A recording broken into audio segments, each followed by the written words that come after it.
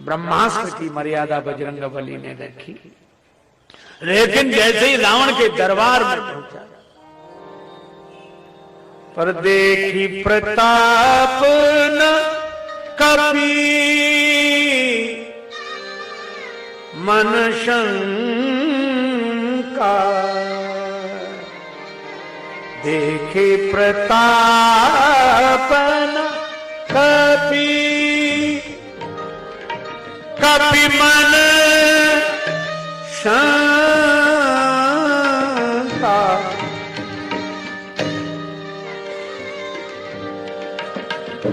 Jimin अहि गण महु गरुड़ असन प्रताप न कपि,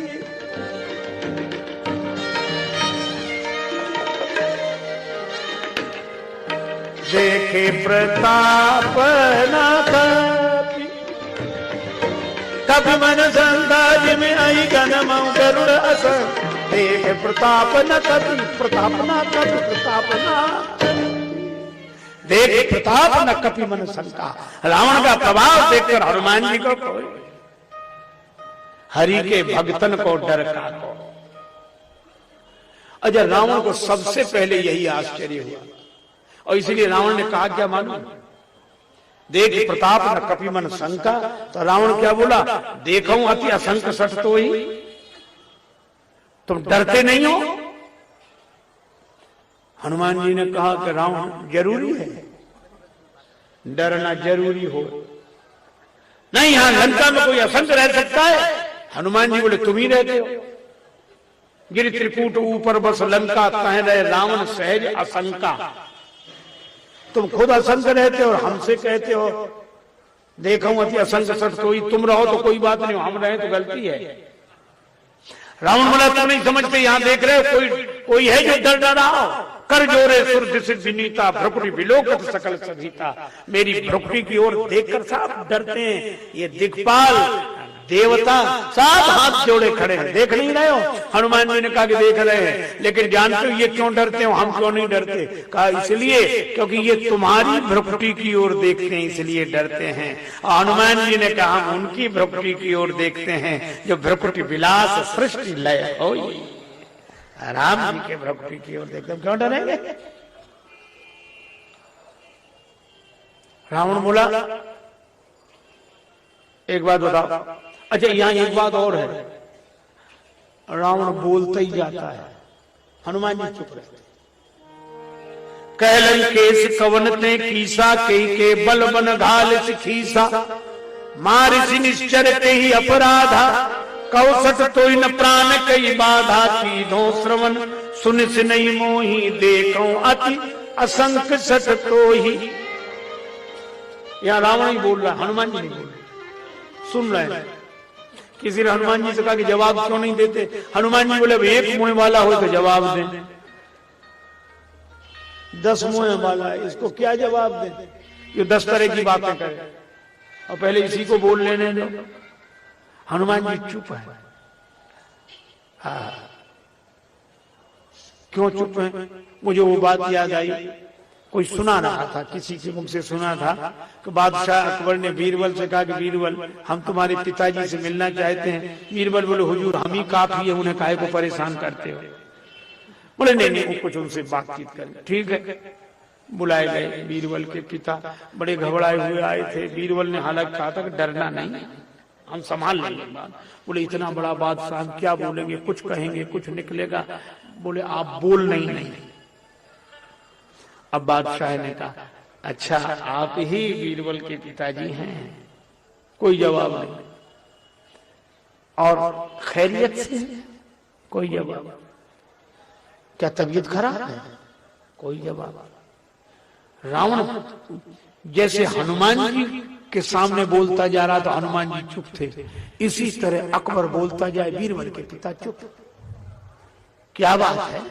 और जब खींच गया बादशाह तो व्यंग करके बीरबल की ओर देखकर बोला बीरबल किसी मूर्ख से पाला पड़ जाए तो क्या करना चाहिए? बीरबल बोले हुजूर जो हमारे पिताजी कर रहे हैं।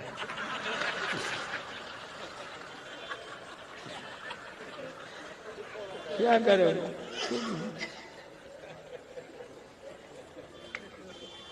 हमारे गुरुदेव भगवान एक बात बड़ी अच्छी कहते थे, अनेक अच्छी बातों में यह एक बात, वो श्री कबीरदास जी का वचन कहते थे कि ज्ञानी का मैं गुरु हूं, अज्ञानी का चेला।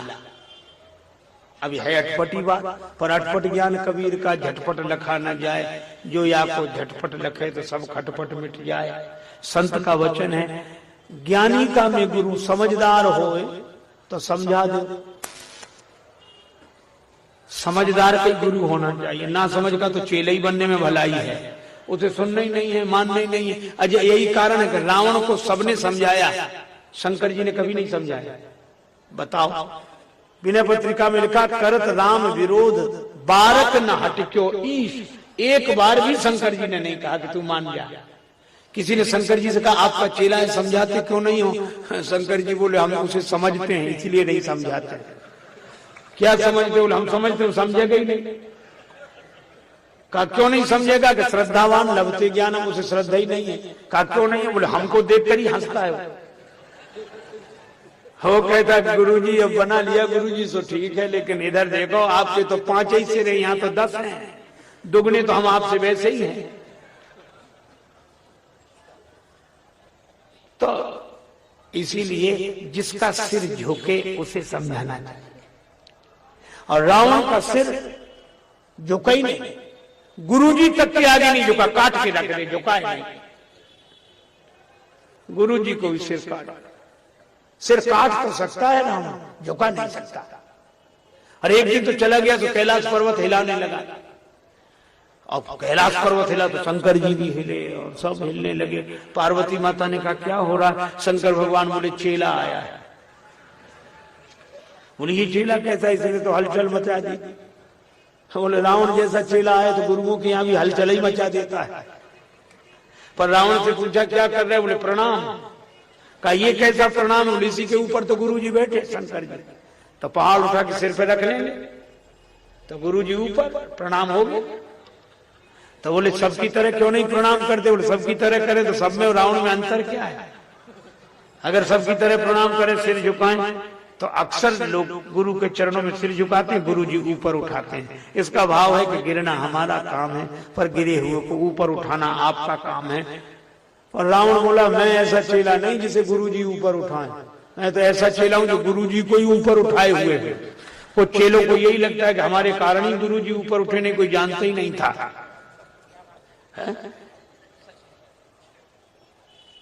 अच्छा, रावण सिर नहीं झुकाता और देवताओं के पास जाए। और देवता कौन? का सदगुण सुरगन, सदगुणों को नष्ट करता ही है अभिमान, अकेला। लेकिन देवता भागे प्राण बचा के, दिक्पालन के लोग सुहाए सुने सकल दशानन पाए। किसी ने देवताओं से कहा तुम क्यों डरते हो? तुम तो अमर हो, मरोगे नहीं। देवता बोले इसीलिए तो ज्यादा डरते हैं। क्यों? बोले मरने वाला तो ये सोचकर निश्चित होता है ज्यादा से ज्यादा मरेंगे और क्या होगा। लेकिन हमारे साथ तो बड़ी विडंबना है, क्या हम मरेंगे नहीं और रावण गदा लेकर आ रहा है, पता नहीं कब तक पिटेंगे। मरे तो ये भाई 2-4 गदा मर जाएंगे, पर हमें मरना है ये हम जानते हैं, तो पिटते ही रहेंगे। बोले इसीलिए भाग रहे हैं। तो कहां बचोगे? गुफाओं में। देवन तके मेरु गिरि खोहा। गुफाओं में क्यों? बोले गुफाओं के दरवाजे छोटे और रावण सिर झुका नहीं सकता जो भीतर आ जाए। इसीलिए देवतन गाली प्रचारी, गाली देता बाहर निकलो, बाहर निकलो। देवता के हम क्यों बाहर, तुम आओ भीतर। अब उसके साथ बड़ी समस्या, एक तो सिर झुका नहीं सकता, और अगर झुका भी ले तो आसपास भी कम नहीं है। ये बस ऐसे ही होते हैं। और वही कारण है कि हनुमान जी ने भी कहा कि इसको क्या बात करें, लेकिन रावण जब बोल चुका तब हनुमान जी ने एक बात कही, जाके बल लवलेश ते जेते हूँ चराचर झारे,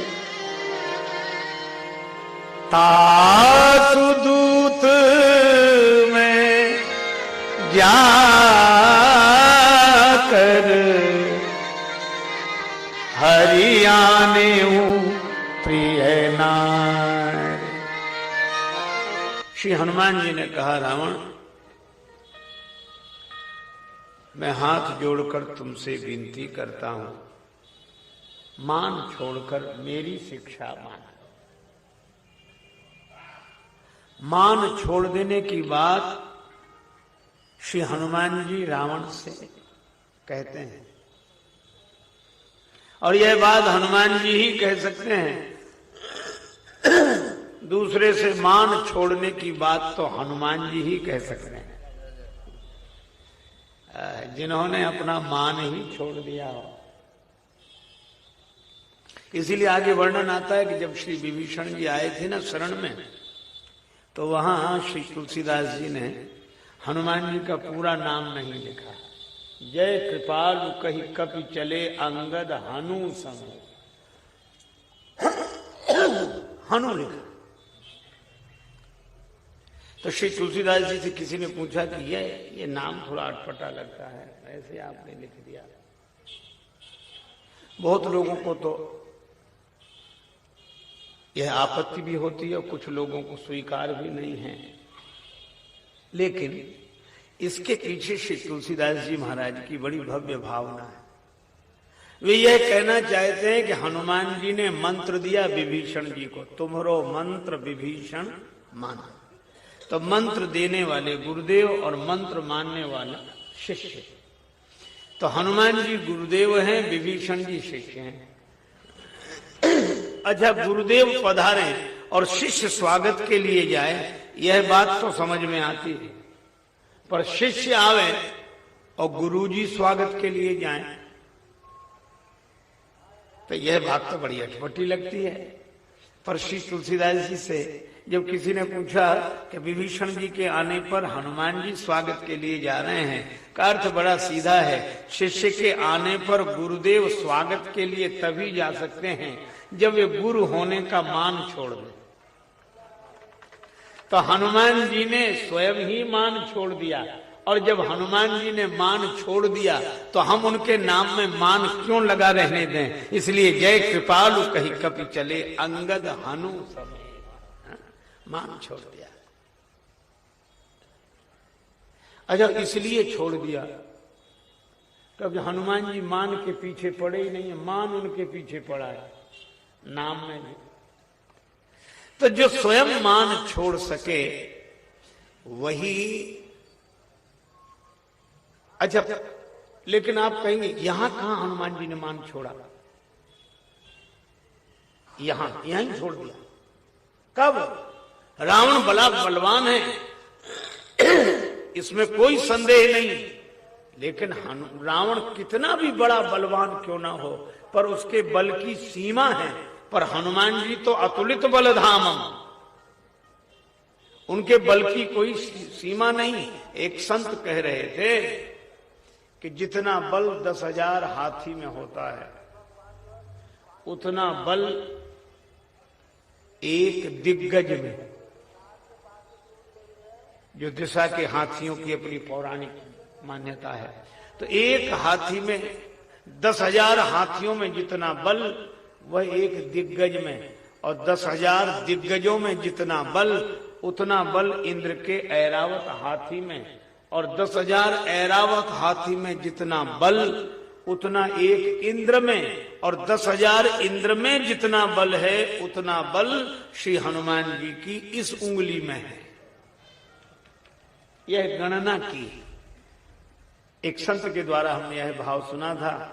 पर श्री तुलसीदास जी कहते हम तो गणना के फेर में ही नहीं पड़े, अतुलित बलधाम, उनके बल की सीमा ही नहीं है। अच्छा, अब आप सोचो तो रावण क्या है उनके आगे? एक बार रावण श्री हनुमान जी से बोला, आगे युद्ध में वर्णन आता है कि हमारा आपका युद्ध हो जाए। हनुमान जी ने कहा कि हम तैयार हैं, लेकिन युद्ध का फैसला कौन करेगा? पता नहीं कब तक होगा। रावण बोला, लंबा वाला युद्ध नहीं, एक एक मुक्के वाला, एक मुष्टिका का प्रहार मैं करूंगा और एक मुष्टिका का प्रहार आप करो। रावण ने जब यह प्रस्ताव रखा, हनुमान जी बोले हम तैयार हैं, पर अब एक काम करो, क्या पहले तुम मुक्का मारो। रावण बोला मैं पहले क्यों मुक्का मारूं, आप क्यों नहीं मारते। श्री हनुमान जी ने कहा इसलिए कि कहीं हमने पहले ही मुक्का मार दिया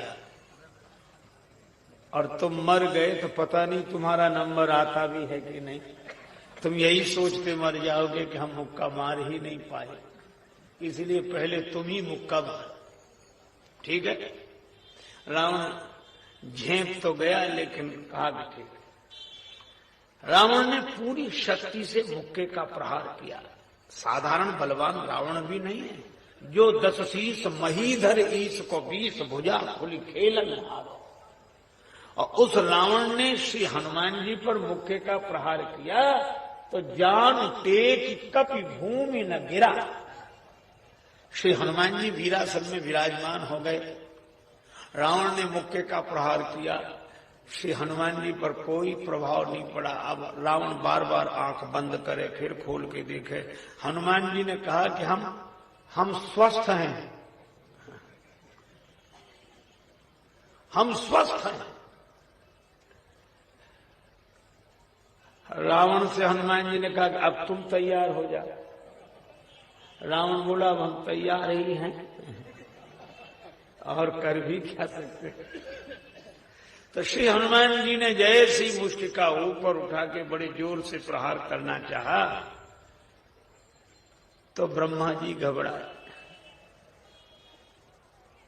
ब्रह्मा जी ने कहा कि हमने तो वरदान दिया है कि रावण राम जी के हाथों मरे, और हनुमान जी का मुक्का पड़ गया और रावण मर गया,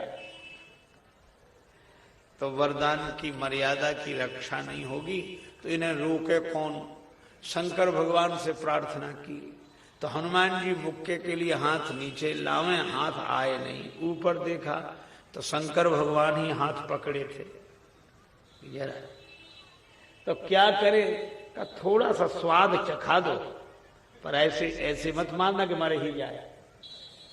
तो हनुमान जी ने ऐसे ही मुक्के का सामान्य प्रहार किया तो श्री तुलसीदास जी कहते हैं कि जो 10 शीस महीधर ईश को 20 भुजा खुली खेलन हारो।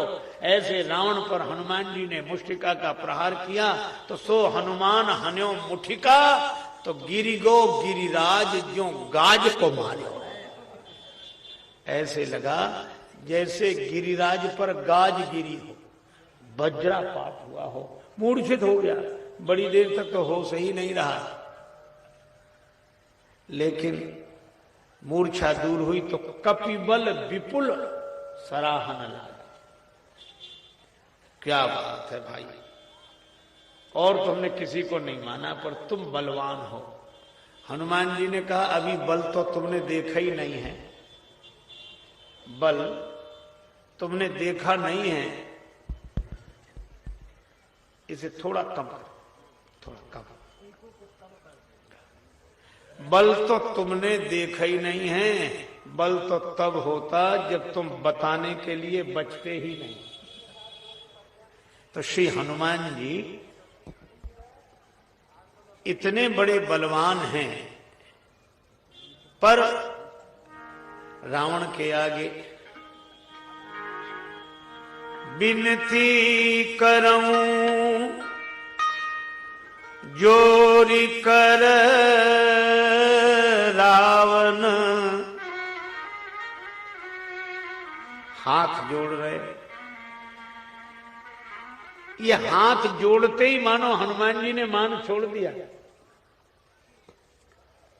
विनती करो जोरी कर रावण। और उपदेश कितना बढ़िया दिया कि जैसे हमने मान छोड़कर तुम्हारे आगे हाथ जोड़ लिए हैं, इसी तरह तुम भी मान छोड़ दो।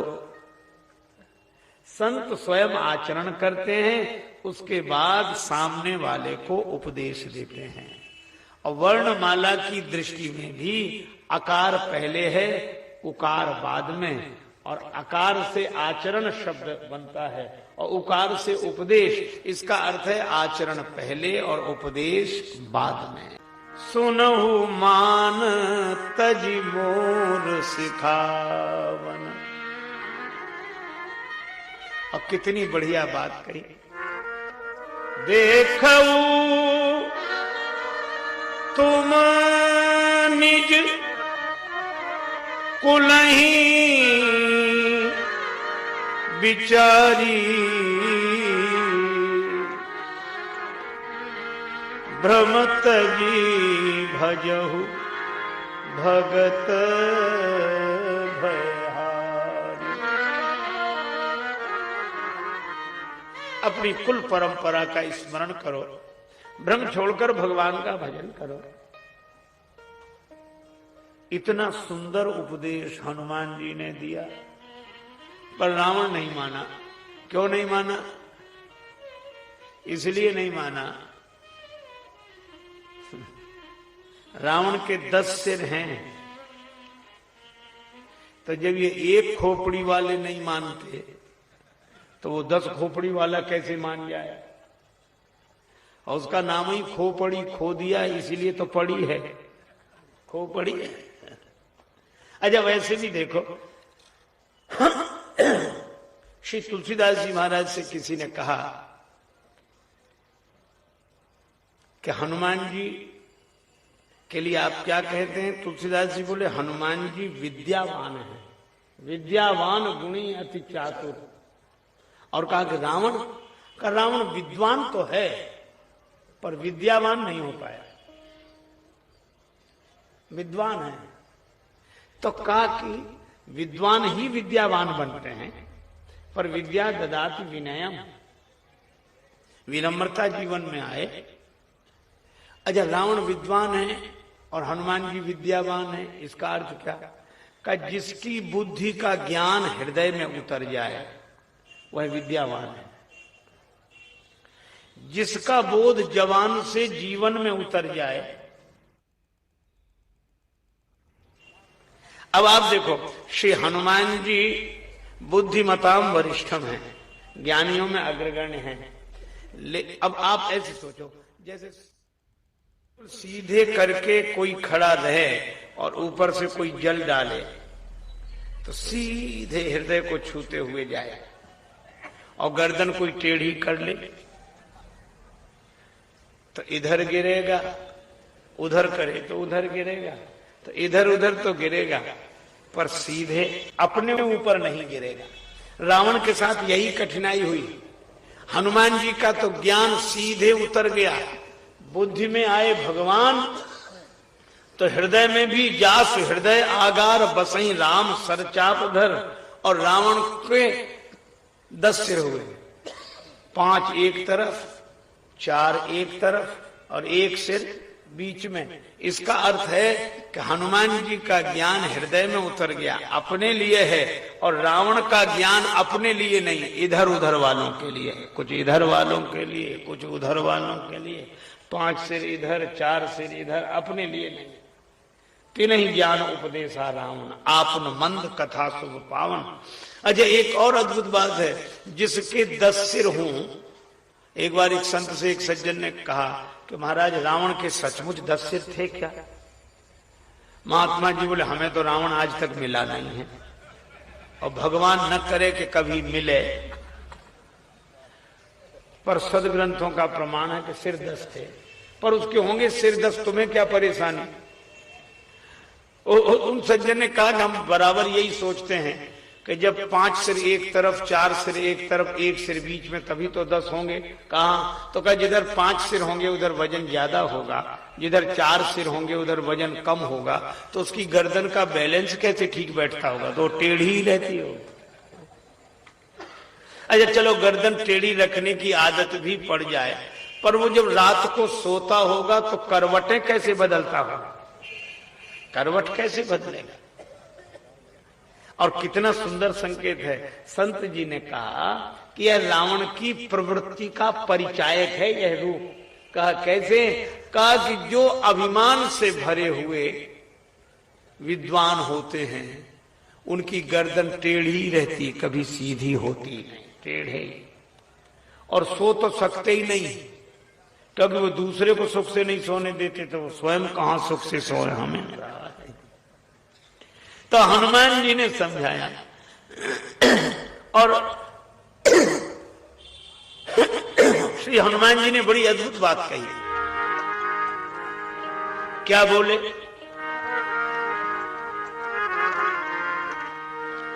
राम चरण पंकज उर्धर लंका अचल राज तुम करहु।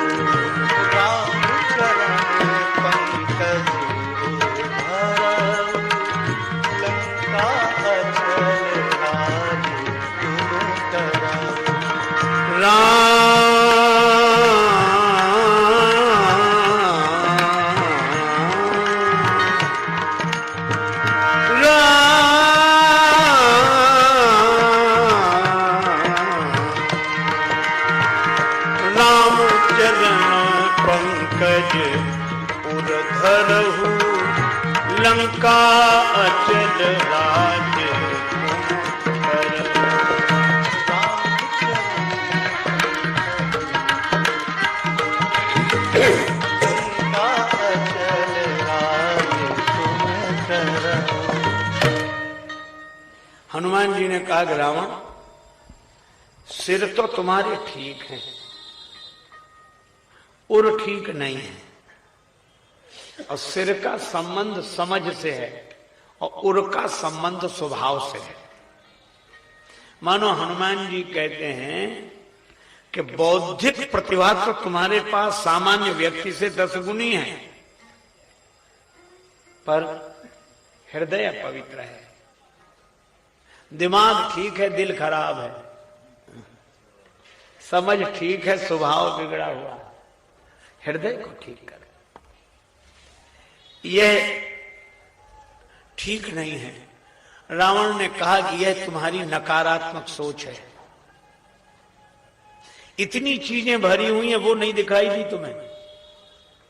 मेरे 10 सिर विद्वता से भरे हुए हैं, 20 भुजाएं बल से भरी हुई हैं, सैन्यागार सैनिकों से भरा हुआ है, शस्त्रागार शस्त्रों से भरा हुआ है, ग्रंथागार ग्रंथों से भरा हुआ है, और लंका का ये राज्य वैभव संपदा से भरा हुआ है। सुरक्षा के लिए चारों ओर समुद्र जल से भरा हुआ है, यहाँ सब कुछ भरा हुआ है। अब इतनी चीजें भरी हुई, एक आध चीज खाली बनी रहे तो क्या है? क्या कि बात एक की नहीं है, पर वो एक है कितना महत्वपूर्ण, यही भी तो सोचो। अच्छा, आप ऐसे कल्पना करो जैसे कोई कहे कि उनके स्वास्थ्य का क्या हाल है। स्वास्थ्य, आंख बिल्कुल ठीक काम कर रही महाराज, कान बिल्कुल ठीक, हाथ बिल्कुल ठीक, पांव बिल्कुल ठीक, बिल्कुल चलते फिरते, सभी अंग ठीक काम कर रहे, केवल एक अंग ने काम करना बंद कर दिया। किसने? का बस हार्ट फेल हो गया है। एक अंग काम न करे, हृदय काम न करे, तो बोलो आंख नाक कान हाथ पांव सब गड़बड़, एक ही तो है। एक आदमी अपनी घोड़ी की तारीफ करे महाराज, तो कहे चलती है तो हवा से बातें करती, रंग ऐसा कि देखते रह जाओ, कान ऐसे लगे हुए, क्या कहना, उसमें गुण ही गुण, गुण ही गुण, कमी सिर्फ एक। तो लोग उत्सुकता से पूछते वो एक कमी क्या है, तो धीरे से कहता मर गई। जब तुम रह गई क्या किया? हनुमान जी ने कहा कि रावण तुझे सब भरा हुआ दिख रहा है, लेकिन अगर हृदय में भगवान नहीं है तो सब बेकार है। शरीरम स्वरूपम सुतम वा कलत्रम धनम मेरु तुल्यम यशश्चारु चित्रम, ये भगवान शंकराचार्य का लिखा हुआ है। शरीरम स्वरूपम सुतम वा कलत्रम धनम मेरु तुल्यम यशश्चारु चित्रम गुरोर पद्म रंगेर हरेर पद्म रंगेर मनश्चेन लग्नम ततः किम ततः किम ततः किम ततः किम। सब कुछ हो और भगवान के चरणों में मन न लगे तो फिर क्या है? श्री तुलसीदास जी महाराज कहते हैं, झूमत द्वार अनेक मतंग, झूमत द्वार अनेक मतंग, जिनके दरवाजे पर मतवाले हाथी अनेक झूमते हों। झूमत द्वार अनेक मतंग जंजीर जुरे मद अम्बु चुचाते, झूमत द्वार अनेक मतंग जंजीर जुरे मद अम्बु चुचाते तीखे तुरंग मनोगति चंचल पौन के गौन होते बढ़ जाते भीतर चंद्रमुखी अवलोकते बाहर भूप खरे न समाते और ऐसे भये तो कहा तुलसी जो पे जानकी नाथ के रंग न लाते ऐसे भी हुए तो क्या। और दूसरे पद्य में कविता वाली के पद्य है और अद्भुत बात कही कोई सुंदर और बना रहे काम से रूप प्रताप दिनेश से कामदेव जैसा कोई सुंदर हो सूर्य भगवान की तरह कोई प्रतापी हो काम से रूप प्रताप दिनेश से सोम से शील चंद्रमा की तरह शीतल गणेश से माने गणेश जी की तरह प्रथम पूज्य काम से रूप प्रताप दिनेश से सोम से शील गणेश से माने सुख से मुनि सुखदेव जैसे महात्मा शारद से वक्ता सरस्वती माता की तरह कोई वक्तृत्व कला में प्रवीण सुख से मुनि शारद से वक्ता चिर जीवन लोमस से अधिकाने लोमस जी से भी बड़ी अधिक उम्र हो। लोमस जी एक जगह जा रहे थे किसी ने कहा कि बाबा कुटिया बोले बनाई नहीं क्यों नहीं बनाई छोटे सी जीवन के लिए क्या कुटिया बनाना तो कहा कि आपको पता है जीवन हाँ पता है हमारे शरीर में जितने रोम हैं जब सब झड़ जाएंगे उसी दिन ये शरीर छूट जाएगा। तो ये कब झड़ते हैं दिन में कितने रोम झड़ जाते हैं बोले दिन में तो नहीं तो फिर महीने में कब महीने में भी नहीं कब वर्ष में भी नहीं फिर बोले जब महाप्रलय होता है तब एक रोम झड़ जाता है। अब कितनी बड़ी उम्र होगी।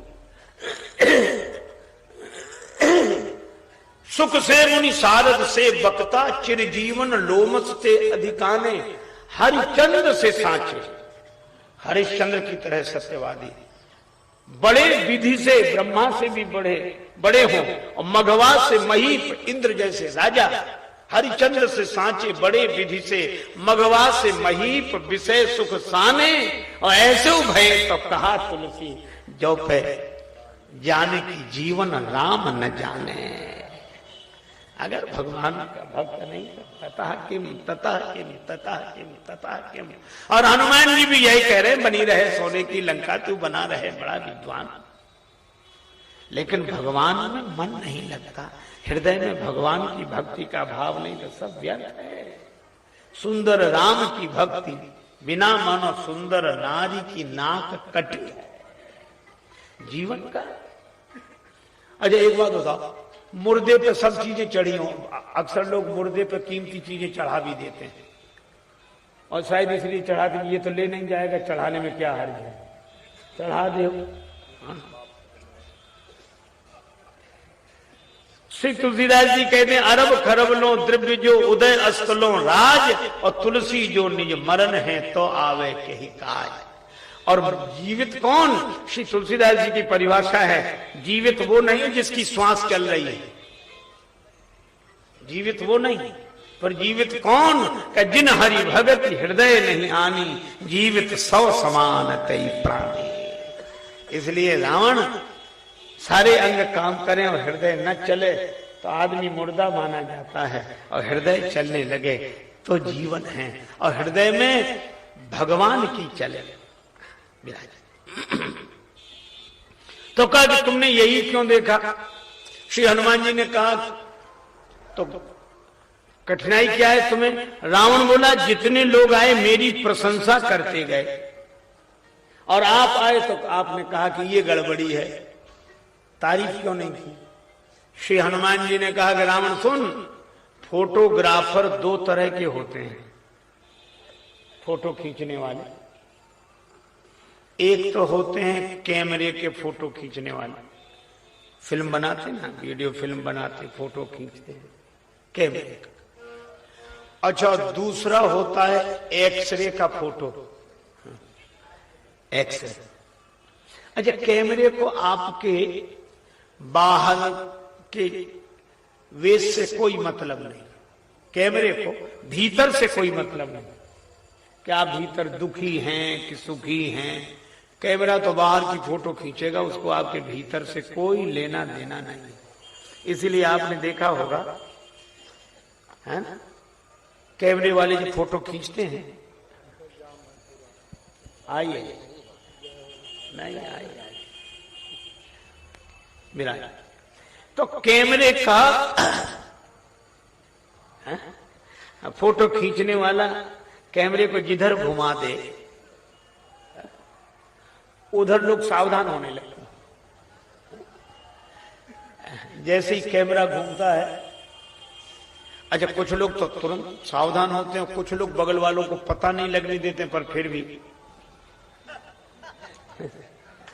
भले ही उन्हें वो फोटो कभी देखने को न मिले, लेकिन फोटो न बिगड़ जाए। अच्छा कैमरे वाले भी बड़े अद्भुत हैं। अक्सर आपने देखा होगा विवाह होते हैं, बेटी विदा हो रही होती है, माता पिता की आंखों में आंसू होते हैं, हृदय का टुकड़ा विदा हो रहा, वो बेचारी रोती है, माता पिता उसको विदा करते समय रोते हैं। उसी समय हमारी ये कैमरे से फोटो खींचने वाले भाई साहब माता पिता, जरा इधर देखिए, अब वो देखें क्या वो रो रहे हैं। अजब कम से कम इतने नहीं, फिर क्या कहते हैं, प्लीज प्लीज थोड़ा मुस्कुराइए। और वो कह देगा मुस्कुराएं क्या, मन दुख से भरा है। तो वो क्या कहते हैं कि मन में भरी दुख भरा रहने दो, इसमें मन का फोटो आता ही नहीं है, मुख का आता, भीतर रो आप तो मुस्कुराओ। तो कैमरे को आपके भीतरी भाव से कोई लेना देना नहीं। अच्छा ये तो ठीक है कि खुशी के मौके पर फोटो खींचते हैं ऐसे, और मान लो आप बीमार हो और डॉक्टर के पास जाएं कि डॉक्टर साहब, डॉक्टर कहेगा कि भीतर कुछ गड़बड़ी लगती है, एक्सरे कराओ। अच्छा एक्सरे को आपके बाहर के जीवन से कोई मतलब नहीं है कि आप कैसा कपड़ा पहने हैं, किस तरह ठाट बाट है, कुछ नहीं। वो तो जिस अंग में रोग की संभावना होती है, और डॉक्टर कहता है कि इस अंग का फोटो लो, एक्सरे जब फोटो लेता है तो भीतर की गड़बड़ी बता देता है कि ये गड़बड़ी है। और ये एक्सरे का फोटो कौन लेता है, डॉक्टर। और डॉक्टर को पुराने समय में क्या बोलते हैं, वैद्य। और हमारी आध्यात्मिक भाषा में वैद्य कौन का, सदगुरु वैद्य। और हनुमान जी कौन का, जय जय जय हनुमान गुसाई, कृपा करो गुरुदेव की नाई। और वैसे भी सदगुरु हैं, वंदे बोधमयम नित्यम गुरु शंकर रूपिणम। हनुमान जी मानो कहते हैं कि शंकर भगवान तुम्हारे सदगुरु हैं, वही रूप बदल कर आए हैं और तुम्हारी एक्सरे रिपोर्ट तुम्हारे सामने रख रहे हैं कि भीतर गड़बड़ी है, इसका इलाज कराओ, भीतर गड़बड़ी है। और सचमुच वैद्य ने बताया कि हृदय खराब है, एक्सरे रिपोर्ट में ऐसे ही कुछ आया है, तो इलाज क्या है। हनुमान जी बोले इलाज यही है, रामचरण पंकज उर धरहु राम चरण पंकज।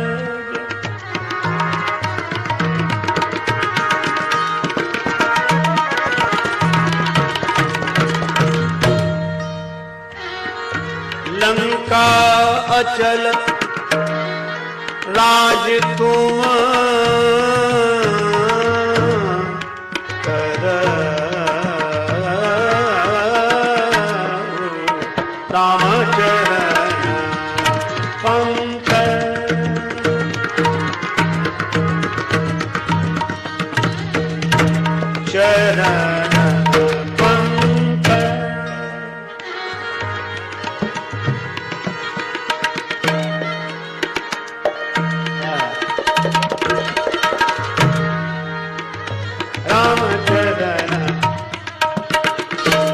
पंकज चरण पंकज चरण पंकज।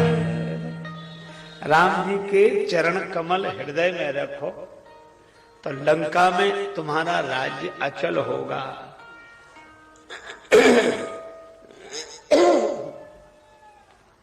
अब ये हनुमान जी ने मंत्र दिया रावण को, राम चरण पंकज उर धरहु।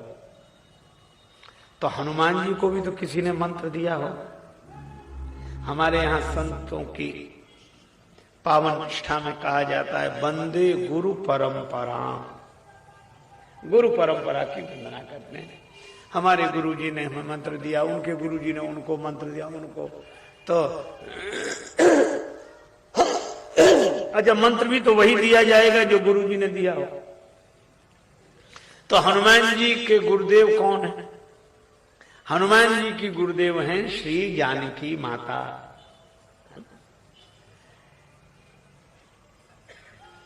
श्री जानकी माता ने हनुमान जी को मंत्र दिया। अध्यात्म रामायण के अनुसार तो उन्होंने प्रभु के स्वरूप का बोध कराया। उस तरह से तो जानकी माता हनुमान जी के सदगुरु के रूप में है ही, लेकिन श्री रामचरितमानस में जानकी माता माता भी हैं और उनकी गुरु भी हैं। कौन सा मंत्र दिया? जानकी माता ने कहा, रघुपति चरण हृदय धरि तात मधुर फल खाओ। तो जानकी माता ने यह मंत्र हनुमान जी को दिया, रघुपति चरण हृदय धरि तात मधुर फल खाओ। तो हनुमान जी ने रावण को यही मंत्र दिया, राम चरण पंकज उर धरहु, लंका अचल राज तुम करहु। ये परंपरा है। पर रावण ने जो सुना सो बोला कि अच्छा, अब हमारे जैसे विद्वान को बंदर समझाएंगे? मिला हमें कभी गुरु बड़े ज्ञानी, हमें समझाने का फल जानते हो? हमें समझाने का फल जानते हो? हनुमान जी ने कहा, हम तो भारतवर्ष से आए हैं, वहां उपदेश देने वालों का बड़ा सम्मान होता है। रावण बोला, हमारे यहां कायदा दूसरा है। क्या है तुम्हारे यहां कायदा?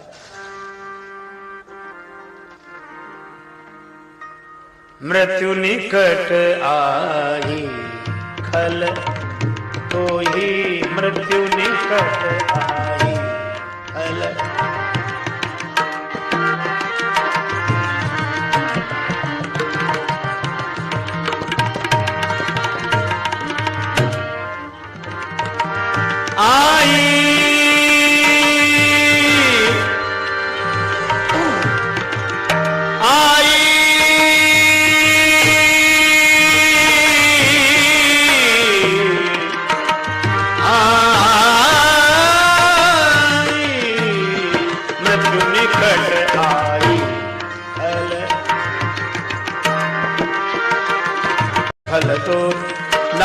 अधम से पावन मोही, मृत्यु निकट मृत्यु निकट मृत्यु निकट आई।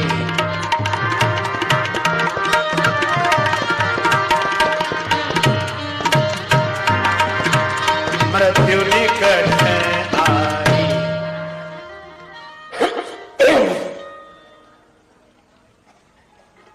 श्री हनुमान जी ने सुना रावण कह रहा है कि मृत्यु तुम्हारे बगल में खड़ी है। अच्छा, अब एक विचित्रता देखो, ऐसे लगता है जैसे काल की अधिष्ठात्री शक्ति मृत्यु को रावण ने हनुमान जी के पास खड़ा कर दिया। हम कहा कि देखो मौत तुम्हारे बगल में खड़ी है। हनुमान जी ने देखा तो डरे नहीं। बिरजोरन मारुत को बिरुदैत जो काल हो, काल से बूझ पड़े। हनुमान जी काल के भी काल है, डरे नहीं, मौत बगल में खड़ी थी। रावण ने कहा कि मौत तुम्हारे बगल में खड़ी है, डरते नहीं हो? हनुमान जी ने कहा कि रावण, हम इसलिए नहीं डरते हैं क्योंकि मौत हमारे बगल में खड़ी जरूर है, लेकिन देख तुम्हें रही है। मौत हमारे बगल में खड़ी है लेकिन देख तुम्हें रही है। उल्टा हो ये कहे हनुमान।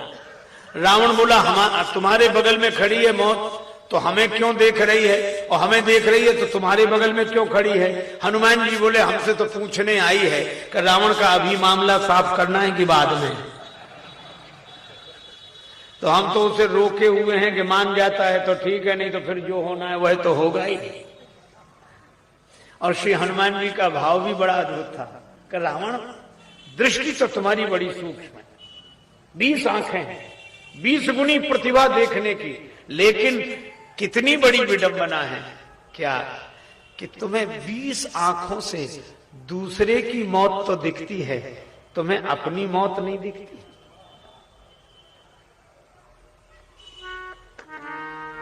मृत्यु देखता है औरों की रोज सवेरे शाम। भवन बनाता ऐसे जैसे हरदम यही मुकाम। ये माया तेरी बहुत कठिन है राम। माया तेरी बहुत कठिन है राम। माया तेरी बहुत कठिन है राम। दुख में सुख, दुख में सुख दिखला के बनाती, बड़ों बड़ों को गुलाम। ये माया तेरी बहुत कठिन है राम। माया तेरी बहुत कठिन है राम। माया तेरी बहुत कठिन है राम।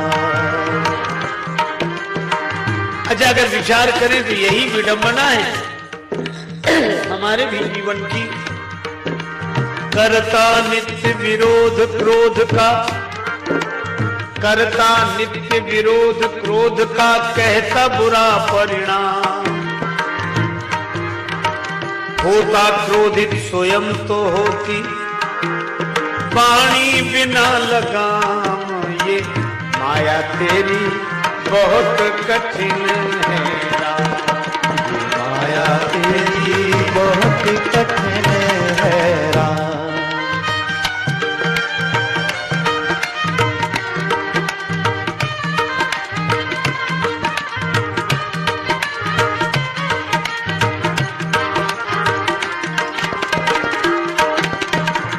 अच्छा, सभी जानते हैं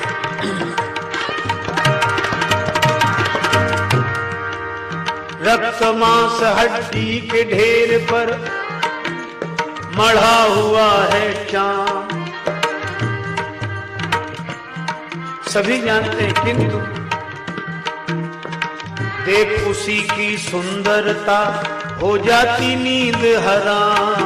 ये माया तेरी बहुत कठिन है राम। माया तेरी बहुत कठिन है राम। ये माया तेरी बहुत कठिन है राम।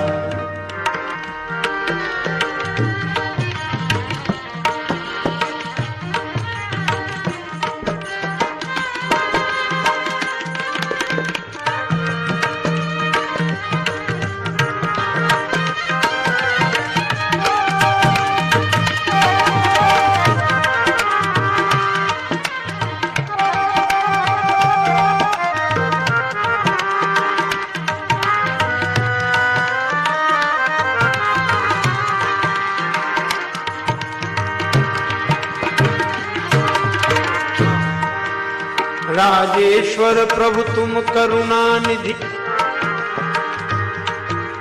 दीन बंधु है नाम। नाथ निवेरो अपनी माया, जीव लहे विश्राम। ये माया तेरी बहुत कठिन है। माया तेरी बहुत कठिन है राम। माया तेरी बहुत कठिन है राम। श्री तुलसीदास जी महाराज विनय पत्रिका में लिखते हैं, अस कछु समुझि परत रघुराया, समुझि परत रघुराया। बिनु तव कृपा दयालु दास हित, मोहन छूटे माया। समुझे परत रघुराया।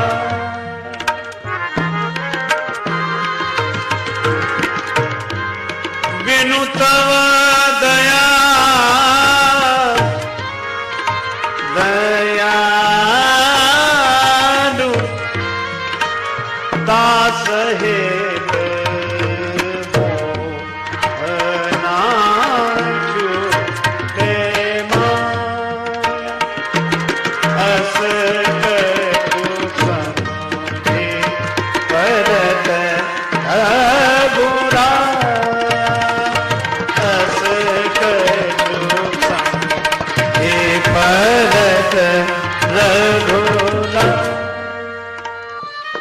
परिश्रम करे कोई कितना भी, लेकिन कृपा के बिना काम चलता नहीं है। निराशा निशा नष्ट होती न तब तक, दया भानु जब तक निकलता नहीं है। दमित वासनाएं अमित रूप ले जब, अंतःकरण में उपद्रव मचाती, तब फिर कृपा सिंधु श्री राम जी के अनुग्रह बिना मन संभलता नहीं है। रावण को ज्ञान तो इतना है, उसे हनुमान जी तक की मौत दिख रही, देखो, पर अपनी नहीं दिख रही। और मानो यह प्रसंग यह संकेत देता है कि जीवन की आंतरिक समस्याओं का समाधान ज्ञान से नहीं, भगवान से होता है, भगवान की कृपा से होता है।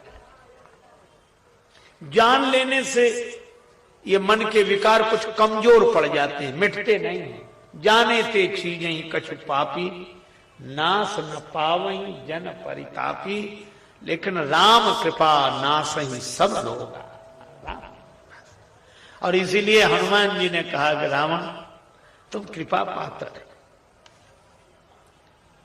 तुम्हें हमारी मृत्यु दिख रही, अपनी नहीं दिख रही। उल्टा हो ये कहे हनुमाना, मति भ्रम तोर प्रगट में जाना। मैं समझ गया तुम्हें मति भ्रम हो गया है। अच्छा, मति भ्रम कैसे हो जाता है? मंदोदरी स्वयं कहती थी यही काल बस मति भ्रम भयऊ, जो काल के बस में हो जाए, हितमत तो ही न लागत कैसे, काल विवश कहां भेषज जैसे, और काल दंड गह काहू न मारा, हरई धर्म बल बुद्धि विचारा। हनुमान जी समझा रहे, हमारे गुरुदेव भगवान कहते थे, जब आते अच्छे दिन तो अच्छी बात सुहाती, नहीं तो समझाने पर भी नहीं समझ में आती। समझ नहीं समझा, बल्कि और कहने क्या लगा। अच्छा, ये कही हनुमान जी अमृत पिला रहे, रावण को अमृत पिला देना चाहते, भगवान के चरणों के प्रेम का अमृत। राम नाम के लिए हनुमान जी ने कहा, राम नाम बिनु गिरा न सोहा। और बोला क्या, कह लंकेश कवन ते कीसा, कही के बल बन घालिच खीसा। अब इस पंक्ति में न रकार है न मकार है। हमारे यहाँ संत महापुरुषों के द्वारा सुना जाता है कि श्री तुलसीदास जी महाराज ने लिखा, यही महान रघुपति नाम उदारा। तो मानस की प्रत्येक चौपाई में रकार मकार है। चौपाई माने चतुष्पदी, 2 पंक्तियों में। पर कुछ लोग एक एक पंक्ति, एक सज्जन मेरे पास आए, कहने लगे इस पंक्ति में बताओ कहाँ रकार मकार है। हमने कौन सी में कहा, झूठ ही लेना झूठ ही देना, झूठ ही भोजन झूठ चबेना, इसमें राम नाम है ही नहीं, रकार मकार है ही नहीं। अरे हमने कहा भले आदमी जिसमें सब झूठ ही झूठ हो है उसमें भगवान का नाम कहाँ होगा। चौपाई भी मिली तो ये। और रावण भी बोला तो इसमें न रकार न मकार, कहे लंकेश कवन ते कीसा, कई के बल बन घालिच खीसा। तो हनुमान जी तुरंत बोले कि रावण विद्वान तो हो, पर राम नाम बिनु गिरा न सोहा। देख विचार त्याग मद मोहा, तुम्हारी वाणी में राम नाम नहीं, रकार मकार तक नहीं, तो ये वाणी शोभित नहीं होती। तो हनुमान जी तो राम नाम की बात कह रहे रावण से। धन्यास्ते कृतिना पिबंति सततम श्री राम नामामृतम। श्री हनुमान जी रावण को अमृत पिला रहे हैं, ये संत का काम है। और रावण क्या कह रहा है, मार डालो संत, मृत्यु निकट आई खल तो ही। अजीब बात है, अमृत पिलाने वालों को भी नहीं मानने वाले जहर ही पिलाते हैं, विष मार डालो। और राक्षस मारने के लिए दौड़े। तो राम नाम की बात कह रहे रावण से। धन्यास्ते कृतिना पिबंति सततम श्री राम नामामृतम। श्री हनुमान जी रावण को अमृत पिला रहे हैं, ये संत का काम है। और रावण क्या कह रहा है, मार डालो संत, मृत्यु निकट आई खल तो ही। अजीब बात है, अमृत पिलाने वालों को भी नहीं मानने वाले जहर ही पिलाते हैं, विष मार डालो। और राक्षस मारने के लिए दौड़े।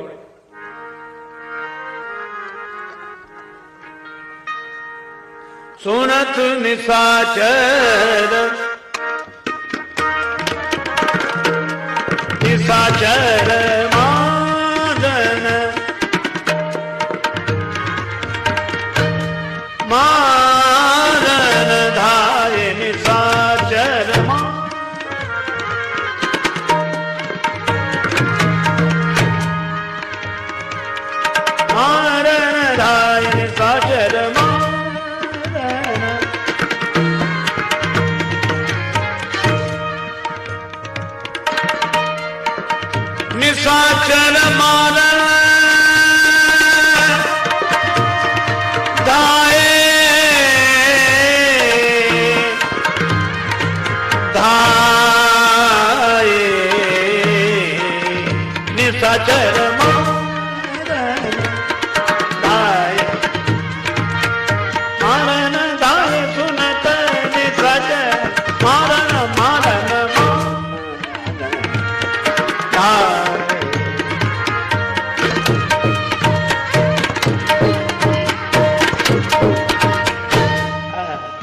निशाचर मारन निशाचर मारन निशाचर मारन।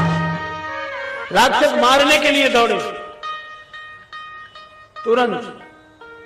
पर राक्षसों को बड़ा उत्साह होता है, ये कह दो कि इन्हें मिटाना है बस। मारन धाय। लेकिन हनुमान जी निश्चिंत।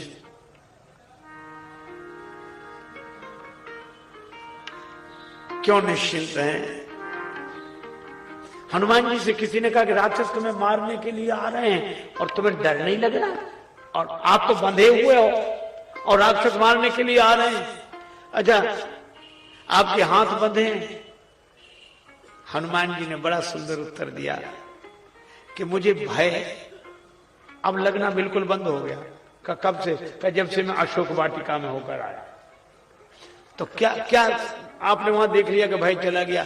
हनुमान जी बोले मैं अशोक वृक्ष के पत्तों में छिपा बैठा था और उसी समय रावण आया और जानकी माता ने जब कहा अधम निर्लज्ज लाज नहीं तोई, तो रावण को क्रोध आया और रावण जानकी माता को मारने के लिए दौड़ा तलवार लेके।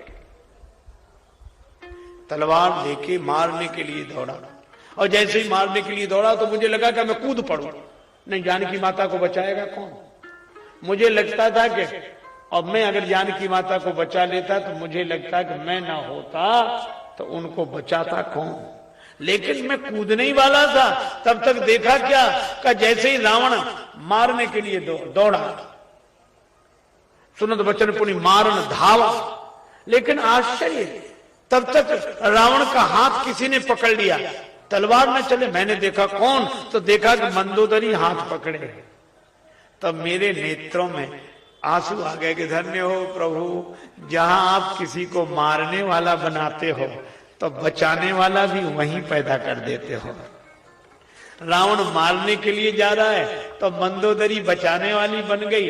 तो हनुमान जी को लगा कि मेरा बेकार अभिमान बढ़ता कि मैंने श्री जानकी जी को बचाया, लेकिन बचाने वाले तो भगवान ही हैं। तो जब रावण स्वयं मारने के लिए दौड़ा जानकी माता को, तो मंदोदरी बचाने वाली बन गई। तो मुझे भरोसा है कि मुझे राक्षस मारने के लिए आ रहे हैं तो भगवान किसी बचाने वाले को भी भेजेंगे, इसलिए मैं निश्चिंत हूं। और ऐसा विश्वास और फल क्या हुआ? सुनत निशाचर मारन धाये। ठीक उसी समय ते ही समय विभीषण आता। प्रभु जगन्नाथ का भक्त जगत से हार नहीं सकता। प्रभु जगन्नाथ का भक्त जगत से हार नहीं सकता। प्रभु जगन्नाथ का भक्त जगत से हार नहीं सकता। हार हार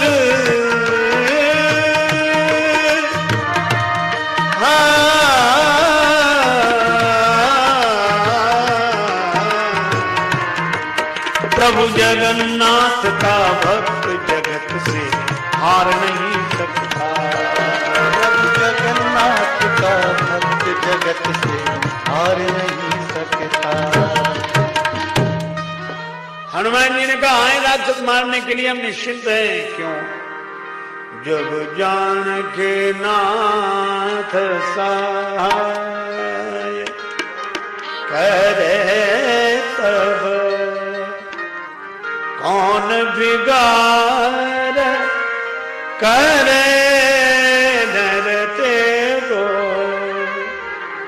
जान के नाथ सहाय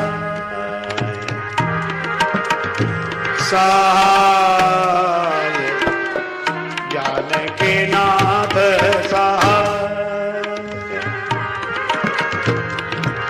करे तब कौन बिगाड़ करे नर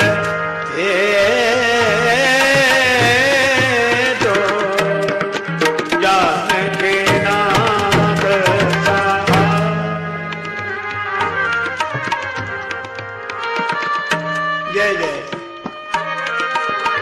श्री तुलसीदास जी महाराज द्वारा लिखित यह पद प्रकाशित तो नहीं है पर प्रचारित है और एक घटना विशेष से जुड़ा है। काशी नरेश, तत्कालीन काशी नरेश को प्रबल मार के इसका योग, चिंतित, मृत्यु से तो सब डरते हैं, जिजीविषा किसके मन में नहीं होती। श्री तुलसीदास जी महाराज के पास आए। काशी नरेश ने अत्यंत चिंतित होते हुए कहा कि महाराज मृत्यु से कौन बचाए, प्रबल मार के इसका योग है। तब कहते हैं उनको समझाते हुए श्री तुलसीदास जी ने यह पद्य कहा। और उन्होंने कहा कि जन्मांत में सब ग्रह प्रतिकूल हैं। श्री तुलसीदास जी ने इस पद में नवग्रहों का उल्लेख किया है और कहा कि नवग्रह भी प्रतिकूल हो तो परवाह मत करो। कहा क्यों? कहीं नवग्रहों से ऊपर भी एक ग्रह होता है। क्या? भगवान का अनुग्रह। अनुग्रह हो तो क्या करें? नवग्रह बने रहे नवग्रह। हम नवग्रहों की पूजा भाव से करते हैं, भय से नहीं करते। और नवग्रहों का नाम सूरज, मंगल, सोम, भृगु सुत, बुध गुरु वरदायक तेरो।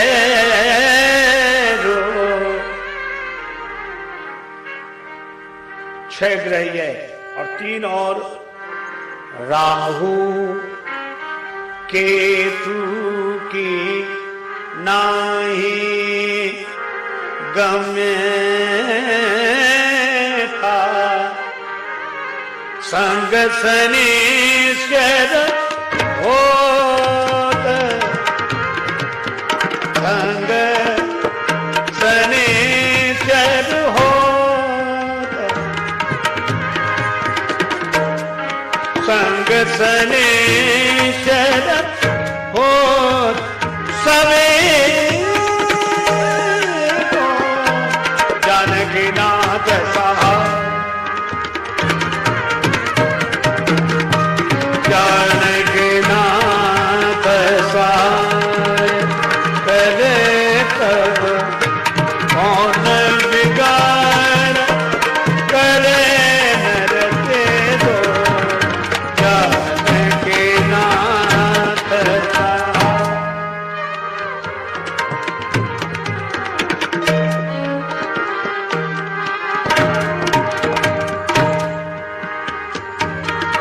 कौन बिगाड़ करे नर तेरो, जानकी नाथ सहाय सहाय सहाय।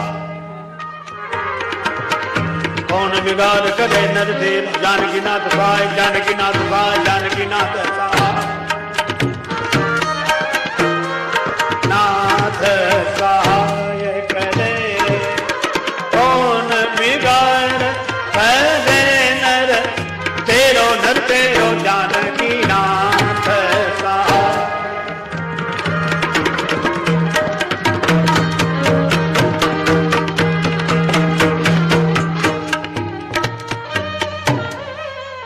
ये पद मन में बैठ जाए, जब जानकी नाथ सहाय करे तब कौन बिगाड़ करे नर तेरे। विभीषण जी आए और तुरंत बोले लंकापति ठहरिए ठहरिए ठहरिए, राक्षसों को मना कीजिए, ये नीति के विरुद्ध है। नीति विरोध न मारी ये दूता। अच्छा बात भी सही है। आपके पास कोई पोस्टमैन चिट्ठी लेकर आए और वो चिट्ठी आपके शत्रु की हो, उसमें गालियां ही गालियां लिखी हो और वो कहे साहब आपकी चिट्ठी, तो क्या पोस्टमैन की पिटाई करोगे? कैसी चिट्ठी लेके आए ऐसी? अब उसने लिखी है क्या? नीति विरोध न मारी दूता, जिससे है ठीक है। रावण ने कहा तो क्या करें? और कोई सजा दो, मृत्यु दंड नहीं। रावण बोला ठीक है, तो अंग भंग करी पठाइए बंदर, बंदर के अंग भंग कर दिए जाए। हनुमान जी ने सोचा कि अंग भंग की आज्ञा दी गई है, पर अंगों के नाम तो लिए नहीं गए। अंग भंग कर, कौन से अंग भंग कर? श्री हनुमान जी ने सोचा कि कहीं अंग भंग कराते समय रावण को अपनी बहन शूर्पणखा की याद आ गई कि उसके नाक कान कटे थे, तो नाक कान काटो। तो हनुमान जी ने सोचा यहां नाक कटाने आए हैं क्या? अच्छा, वैसे देखो बड़ा सुंदर संकेत है इस कांड में। हनुमान जी अशोक वाटिका के फल खाने आए हैं, और अशोक वाटिका नाम, जहां शोक ना हो ऐसी वाटिका, और शोक रहित वाटिका का फल तो भजन ही है। देह धरे कर यह फल भाई। अच्छा, राक्षस रखवाली करते, राक्षस माने विकार, यही तो भजन का फल प्राप्त नहीं करने देते हैं। लेकिन जानकी माता की कृपा हुई तो हनुमान जी ने फलाहार किया। कितना सुंदर संकेत है कि जीवन में अशोक वाटिका माने सत्संग, और सत्संग की वाटिका में भगवत भजन का फल, ये विकार ग्रहण नहीं करने देते, ये बाधा डालते हैं। वैसे नहीं, भजन करते ही देखत यज्ञ निशाचर धावन, वैसे नहीं बोलते हैं। अच्छा, एक अद्भुत बात है, तो विकार सत्संग वाटिका में प्रवेश करके भगवत भजन का फल साधक को नहीं ग्रहण करने देते, तब श्री जानकी जी की कृपा। इसका अर्थ है कि भगवान की कृपा हो तभी सत्संग वाटिका में प्रवेश करके कोई भजन के फल को ग्रहण कर सकता है। एक दूसरी बात, हनुमान जी को लगा कि हमको भगवान ने भेजा है, तो क्या नाक कटा के यहां से जाए? अच्छा, अब आप सोचो, श्री हनुमान जी को तो भगवान ने भेजा ही है, और श्री सीता माता का पता लगाने भेजा है, तो क्या हम लोगों को भगवान ने नहीं भेजा है? हम सबको भगवान नहीं भेजा है? कबहू की कर करुणा नर देही, देत ईस बिन हेत सनेही। सचमुच सबको भगवान नहीं भेजा है। और जिनको ये लगता है कि भगवान ने नहीं भेजा, जिनको ऐसा लगता है कि भगवान ने नहीं भेजा, उनको भेजा ही नहीं है, भगवान ने भेजा। अच्छा, नाक कौन काट रहे हैं? राक्षस। और कितना बढ़िया संकेत है, तो भगवान ने हमें यहां भेजा, श्री हनुमान जी को सीता माता की खोज के लिए भेजा, और हमें भी भगवान ने भक्ति माता के दर्शन के लिए भेजा, भक्ति के लिए भेजा। और ये राक्षस कौन का? विकार। तो क्या इन विकारों के हाथ से नाक कटवा के जाएं? विकारों के हाथ से नाक कटवा के जाएं? अच्छा, नाक कट गई माने इज्जत चली गई। क्यों कहते हैं? इसलिए शायद कहते होंगे कि अगर आंख फूट जाए, दोनों ही फूट जाए तो छिपाने का इलाज है, चश्मा लगा लेंगे। कान कट जाए तो ढकने का उपाय है, टोपी लगा लेंगे, गमछा बांध लेंगे। पर नाक कट जाए तो कोई उपाय नहीं है ढकने का। नाक कटी, फिर चाहे जितनी कोशिश करो, कटी सो कटी ना। तो हनुमान जी ने कहा इन विकारों के हाथ से नाक कटवा के जाए। अच्छा, एक बात और है, शूर्पणखा के नाक कान कटे, ये वासना का रूप है, और इस वासना ने बड़ों बड़ों की नाक काट दी। लेकिन धन्य है अयोध्या, और धन्य है भगवान श्री राम और श्री लक्ष्मण जी का ये सत्संग कर रहे थे। और कहां कर रहे थे? पंचवटी में। और पंच तत्व का तन पाकर जब अयोध्या की शैली में कोई सत्संग करता है तो वासना उसके नाक कान नहीं काटती, हुए वासना के नाक कान काट देता है। यह जीवन का सत्य है। अच्छा, जब से शूर्पणखा के नाक कान कटे, तब से बंदरों ने एक निश्चय कर लिया कि जो भी राक्षस मिले उसके नाक कान ही काटो। दसनन काटी नासिका काना, कह प्रो सुजस नहीं तब जाना। सुख आया था, उसके नाक कान काटने लगे। श्रवण नासिका काटे लागे।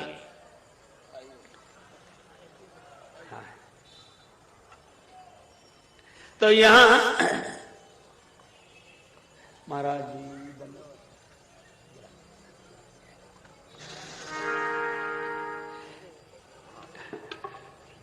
तो जब राक्षसों से पूछा, राक्षसों के नाक कान कटने लगे, तो वानरों से पूछा कि ये तुम राक्षसों के नाक कान ही क्यों काटते हो? बोले हमारा चिन्ह निश्चित हो गया, जैसे अपना अपना चिन्ह लोग निश्चित कर लेते। तो बंदरों ने कहा हम लोगों का भी चिन्ह निश्चित है, नाक कान काटने से एक फायदा है, कहा ये नाक कान कटा के जाएंगे तो घर वालों को पूछना नहीं पड़ेगा कि कहां गए थे। वो लोग अपने आप समझ जाएंगे कि ये भी वहीं गए होंगे जहां सूर्पनखा गई थी। तो हनुमान जी ने सोचा कि विकार वासना का विरूपीकरण जिनके भगवान और उनके अनुज लक्ष्मण जी के द्वारा किया गया हो, हम उनके भक्त होकर, उनके भेजे हुए होकर क्या इन विकारों से अपनी नाक कटवा के जाएं? और रावण का क्या भरोसा, अंग भंग की बात कह रहा, नाक ही कान कटवाए तो। अच्छा, नाक कान इसलिए भी काटे गए क्योंकि नाक शब्द के दो अर्थ हैं। नासिका को तो नाक कहते ही हैं और स्वर्ग को भी नाक कहते हैं। नाक पिना कहीं संग सिधाई, नाक मही पाताल नाक जस व्यापा। और श्रवण को कान को भी कहते हैं और श्रुति वेद को भी कहते हैं। और राक्षस इन्हीं दो के तो विरोधी हैं, श्रुति के भी विरोधी और स्वर्ग के भी विरोधी। तो लक्ष्मण जी ने मानो संकेत कर दिया कि जो ब्रह्मांड में श्रुति के और नाक के विरोधी हैं, उनके पिंड में भी ये क्यों रहने दिए जाएं, ये हटा दिए जाएं नाक कान। पर यहां नाक कान कटने की बात आई। हमारे व्यास जी महाराज कल कह रहे थे कि जब अंग भंग की आज्ञा हुई, पहले बोल रहे थे, मैं सुन रहा था वहां से, तो हनुमान जी ने सोचा कि नाक बचे कैसे। सो उन्होंने अपनी पूंछ पकड़ी। महानाटक निपुण श्री हनुमान जी को कहा गया। तो पूंछ पकड़ी, दोनों हाथ से पूंछ पकड़ी, माथे से लगाएं, पूंछ का चुंबन करें, फिर उसे देखें, फिर छोड़ दें, फिर पूंछ।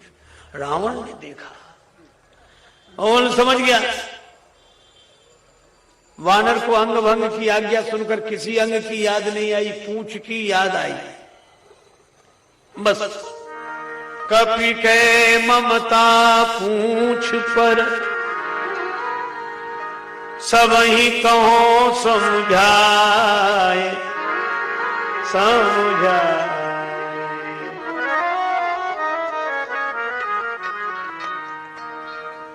वानर की ममता पूंछ पर है।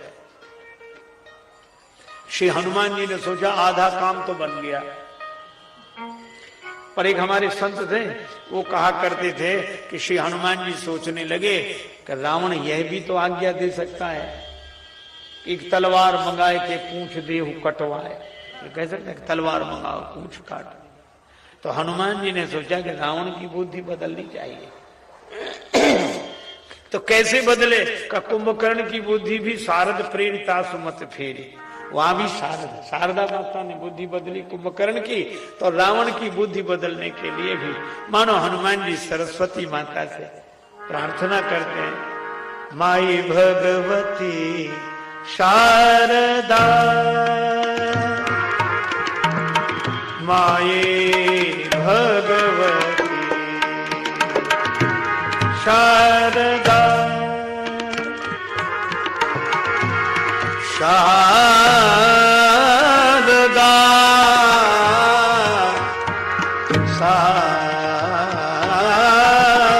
शारदा, माये भगवती शारदा।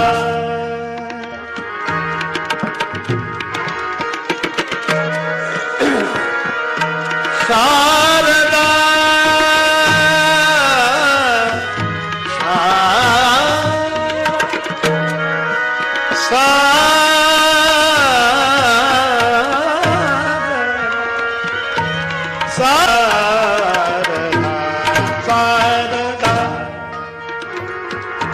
भगवती मातु शारदा, मातु शारदा, मातु शारदा। सरस्वती माता से प्रार्थना की गई। ये ध्वनि कहां मिलती है? क्योंकि आगे वर्णन है, भई सहाय सारद में जाना। रावण क्या बोला? तेल बोरी पट बांध पुनि पावक देहु लगा है। तेल में कपड़े धोवो, पूंछ में लपेटो, आग लगा दो। कितनी बड़ी योजना। हनुमान जी मन ही मन मुस्कुराए, वचन सुनत कपि मन मुस्कान। अच्छा, इसमें एक व्यवहारिक संकेत भी मिलता है। रावण को हनुमान जी की पूंछ से ही चिढ़ है। और पूंछ शब्द के भी दो अर्थ हैं। अंग विशेष को तो पूंछ कहते ही हैं, पर प्रतिष्ठा को भी तो पूंछ कहते हैं। आजकल जिसके बारे में भी चर्चा करो तो लोग प्रशंसा करते तो ऐसी शैली में बोलते हैं, अरे इन्हें साधारण आदमी समझते हो, इनकी बड़ी पूंछ है। कुछ लोग तो कहते हैं इनकी यहां से लेके वहां तक पूंछ है। और आदमी बड़ा खुश होता है कि हमारी पूंछ है। और पूंछ नहीं है इसीलिए तो आदमी है। और कभी कभी ऐसा भी होता है कि जिनकी पूंछ हो जाती वे आदमी ही नहीं रहते। इनकी बड़ी पूंछ है। अच्छा, आज घर घर में रोना किस बात का? पूरे देश में, दुनिया में एक ही रोना, हर घर का एक रोना है। बूढ़े बूढ़े आदमी दरवाजे पर बैठे उसास भरते मिलते हैं। उनसे पूछो क्या बात? कुछ नहीं कुछ तो नहीं कुछ। क्या बताएं? नहीं बताओ। अब इस घर में हमारी कोई पूंछ नहीं रही, यही रोना है। हमारी कोई पूंछ ही नहीं रही, हमें कोई पूछता ही नहीं है। और युवकों से कहो कि पिताजी से क्यों नहीं पूछते? पिताजी ने पूछा कभी हमसे आज तक? सब पूछ का ही झगड़ा। अरे और तो और लोग नाराज भी होते कहते उनके यहां गए, चाय की कौन कहे, पानी तक के लिए नहीं पूछा। सब जगह समस्या पूछ। अच्छा, सब पूछ के पीछे पड़े हैं। हम सब चाहते हैं कि सबसे आगे हमारी पूछ हो, सबसे पहले हमें पूछो, फिर किसी को पूछो चाहे मत पूछो। हम पूछ के पीछे पड़े हैं और हनुमान जी के पीछे पूछ पड़ी है। अच्छा, एक अद्भुत बात, तो रावण को हनुमान जी की पूंछ से चिढ़ क्यों है? क्योंकि हनुमान जी हैं संत सज्जन और रावण है दुर्जन। हर युग का यह सत्य है कि कभी भी किसी दुर्जन को किसी सज्जन की बढ़ती हुई पूंछ सहन नहीं होती। अच्छा, एक और बीमारी है क्या? रावण को सबसे ज्यादा परेशानी इसलिए थी, हनुमान जी की पूंछ इसलिए नहीं सहन हो रही थी क्योंकि रावण को लगता था कि लंका हमारी और हमारे यहां इनकी पूंछ। यही तो बीमारी है कि हमारी लंका में और इनकी पूंछ, हमारे यहां इनकी पूंछ, और इनकी पूंछ हो जाएगी तो हमारी मूंछ का क्या होगा? अभिमानी के साथ यही दिक्कत है कि यहां पूंछ हो तो हमारी हो, कहीं दूसरे की ना हो जाए। अच्छा, तो पूंछ को जला क्यों देना चाहता है? ये जलने वाले तो जलाएंगे ही, जो ईर्षा की आग से जल रहे हैं। हिंदी का शब्द ज्वलनशील, अंग्रेजी का शब्द ज्वेलसी, जलते रहते हैं। और जलने वाले तो जलाएंगे। पर रावण ने जब जलाने की योजना बनाई तब बाढ़ी पूंछ कीन कपि खेला। और यह भी कितना सुंदर संकेत है कि जब जब कोई दुर्जन किसी भक्त की प्रतिष्ठा की पूंछ को ईर्षा की आग में जलाने की चेष्टा करता है, तब तब भगवान की कृपा से भक्त की पूंछ और बढ़ती है, जलती नहीं, मिटती नहीं। अंग्रेजी का शब्द ज्वेलसी, जलते रहते हैं। और जलने वाले तो जलाएंगे। पर रावण ने जब जलाने की योजना बनाई तब बाढ़ी पूंछ कीन कपि खेला। और यह भी कितना सुंदर संकेत है कि जब जब कोई दुर्जन किसी भक्त की प्रतिष्ठा की पूंछ को ईर्षा की आग में जलाने की चेष्टा करता है, तब तब भगवान की कृपा से भक्त की पूंछ और बढ़ती है, जलती नहीं, मिटती नहीं। अच्छा, रावण ने कहा कि तेल में कपड़े डुबो, पूंछ में लपेटो और आग लगा दो। हमारे एक संत कहा करते थे कि रावण विचित्र है तो प्रजा और ज्यादा विचित्र है। रावण ने कहा कि तेल में कपड़े डुबो, पर लंका नगर निवासी बोले तेल में क्यों डुबोए, हमारे यहाँ घी की कोई कमी है क्या? रावण ने घी के लिए नहीं कहा, तेल बोरी पट, पर राक्षसों ने रहा न नगर बसन घृत,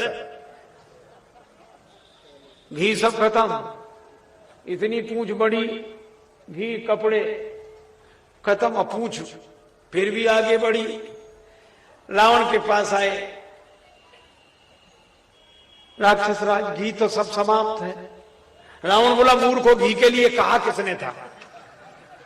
बोले हमने सोचा बंदर की पूंछ में थोड़ा बहुत लगेगा, वो तो बढ़ती जा रही है, तेल बचा। रावण बोला उसी में कपड़े डुबो। हनुमान जी के पास आए कि घी तो नहीं अब तेल है। हनुमान जी बोले जैसी जिसकी श्रद्धा हो, हमें सब स्वीकार है, ले आओ। श्री हनुमान जी ने सोचा कि अब तो आग ही लगने वाली है, तो एक बार नगर घूम के देख लें,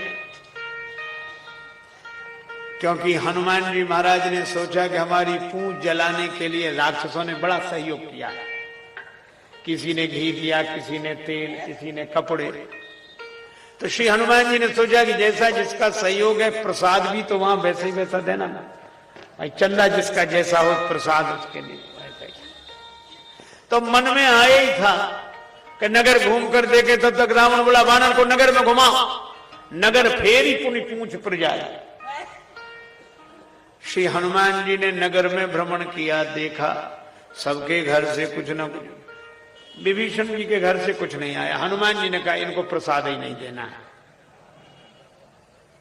एक विभीषण कर गृह नहीं। श्री हनुमान जी महाराज नगर भ्रमण करके, राक्षस ताली बजाते, हंसी उड़ाते, बात की चोट करते, लात की चोट करते, मारई चरण करई बहु हांसी, लेकिन हनुमान जी कीन चाहूं नहीं प्रभु कर काजा, निंदा स्तुति में समान भाव से। लेकिन जब आग लगाई गई, एक अद्भुत बात है, अच्छा आग लगे, पीछे लगे तो देखनी पड़ेगी कि लग गई, आग तो लगते ही पता लगा देगी कि लग गए। आग लगेगी तो अपने आप पता लगेगा कि लग गई हो तो। लेकिन श्री हनुमान जी महाराज को आग लगा दी गई पूंछ में, पर उन्हें पता ही नहीं लगा, इसलिए उन्हें देखना पड़ा। पावक जरत देख हनुमंता, हनुमान जी ने देखा। बस जब जलने वाले जलाने की चेष्टा करें तो बचने का उपाय क्या है? अपना अभिमान छोड़कर छोटे हो जाए। जब जलने वाले जलाने की चेष्टा करें, अच्छा हम लोग परेशान तो इसीलिए होते हैं, हमसे कहा, हमारे बारे में हमसे कहा, हमसे हम छोटे नहीं हो पाते, यही तो परेशानी है। एक संत कहते थे कि परेशान बेकार होते हो, का महाराज परेशान ना हो इसका उपाय क्या? बोले शान से परे चले जाओ तो परेशान नहीं रहो। ये शान ही तो परेशान कर रही है, और इस शान की वजह से जितना नुकसान हुआ, फिर भी शान, और शान का न रहे अभिमान तो जिंदगी आसान। हनुमान जी तुरंत छोटे हो गए। भयउ परम लघु रूप तुरंता, भयउ परम लघु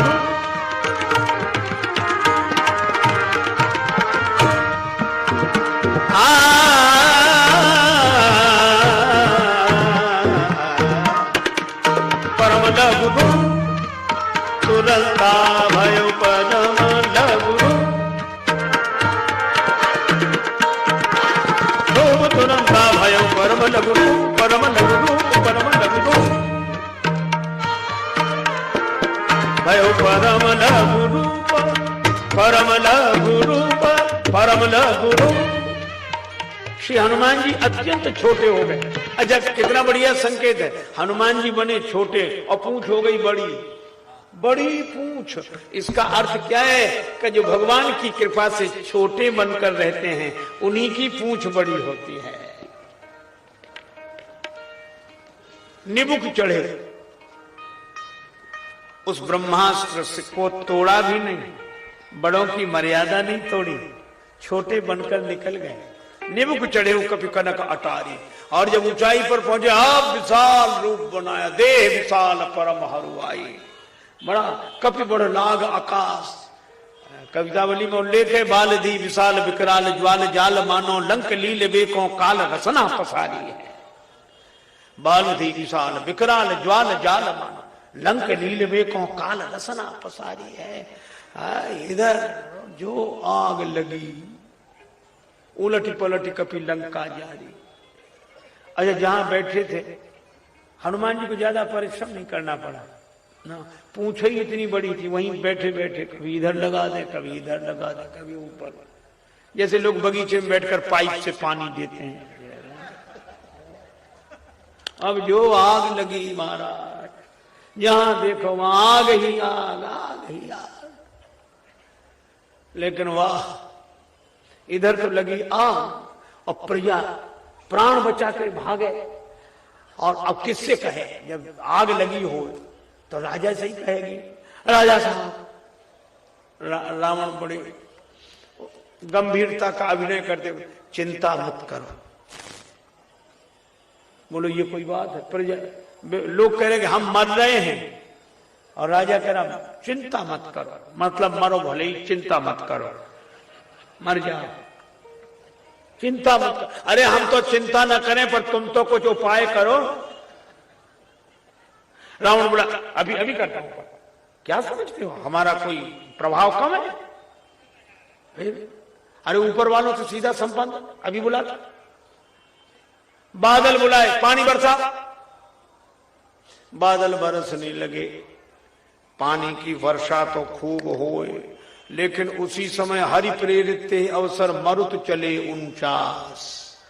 पवन देव पूरे वेग से, पूरे स्वरूप से प्रकट हो गए।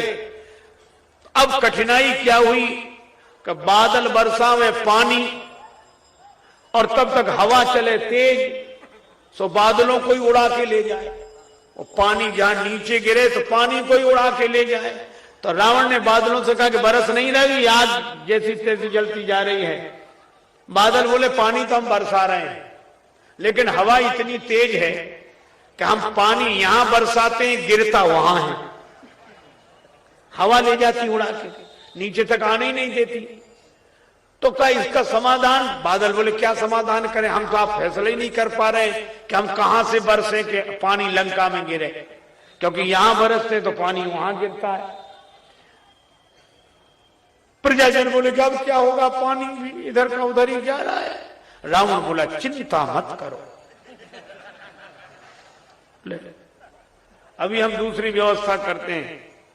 उन बादलों को तो भेजा, प्रलय पयोधि बोले, प्रलय काल के मेघों को बुलाया, पानी बरसा, प्रलय।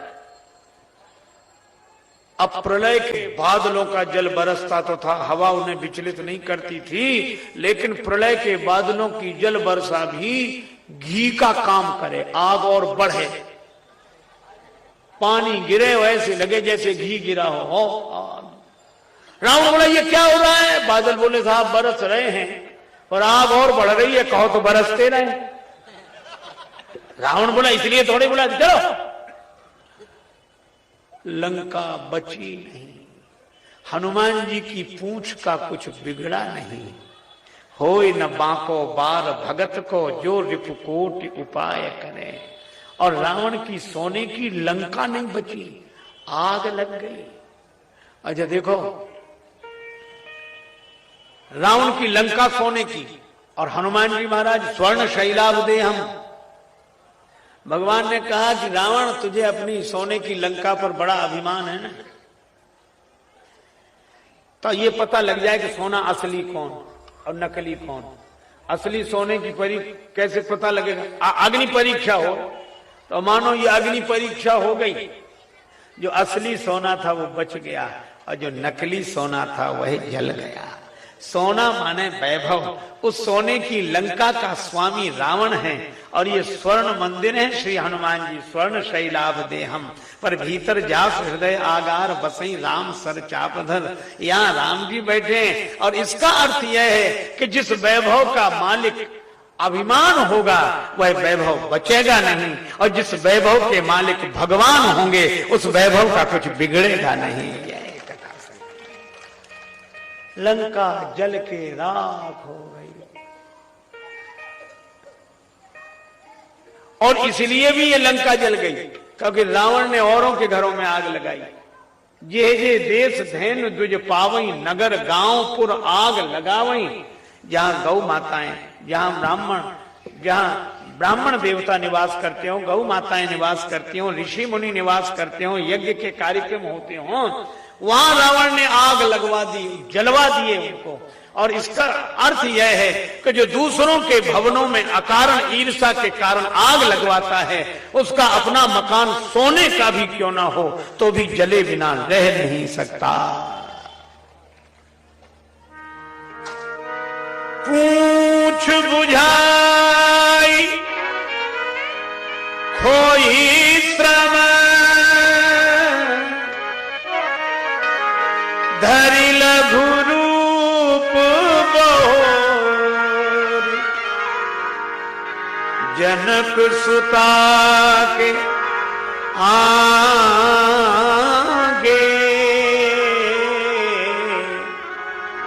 ठाण भये उतर जो।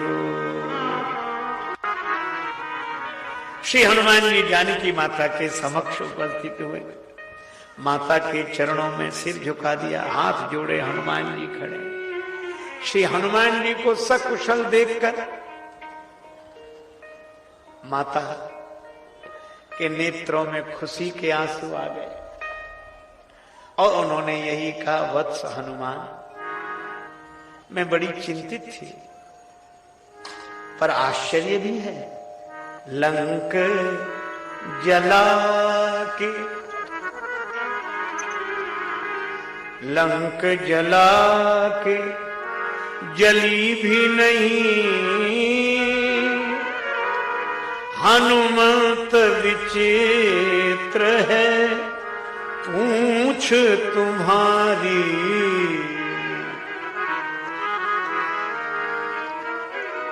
लंक जला के जली भी नहीं, हनुमंत्र विचित्र है पूछ तुम्हारी। कौन सा जादू राजेश भरा, हंसी पूछती हैं मिथिलेश दुलारी। वत्स, कौन सा जादू है तुम्हारी पूंछ में? सोने की लंका जल गई और तुम्हारी पूंछ का बाल भी नहीं जला। हनुमान जी ने कहा कि माता, जादू नहीं, बस एक छोटी सी बात है। का छोटी सी क्या? बोले कपी